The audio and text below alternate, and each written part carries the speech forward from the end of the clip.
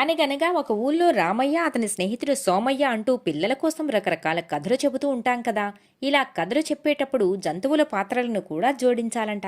లేదంటే కుందేలు, కాకి, కుక్క, కోతి వంటి జంతువులు ప్రధాన పాత్రలుగా ఉన్న కథలైనా చెప్పాలి. ఎందుకంటే ఇలా జంతువులని జోడించి చెప్పే కథలు పిల్లల మనసులో బలంగా ముద్రించుకోవటమే కాకుండా కథల ద్వారా మనం చెప్పాలనుకున్న విషయం కూడా వాళ్ళకి సూటిగా అర్థమవుతుందంటున్నారు ఫ్లైమౌత్ యూనివర్సిటీకి చెందిన శాస్త్రవేత్తలు.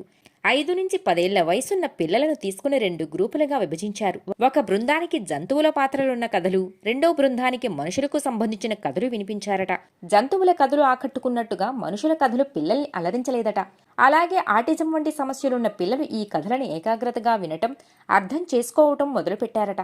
అయితే కాస్త వయసు పెరిగే కొద్దీ మనుషుల కథలు అర్థం చేసుకోవటం కూడా మొదలు పెడుతున్నారు. కాబట్టి 10 ఏళ్లలోపు పిల్లలకి మాత్రమే ఈ జంతువుల కథలను ఎంచుకుంటే ఎక్కువ ప్రయోజనం ఉంటుందని చెబుతున్నారు శాస్త్రవేత్తలు.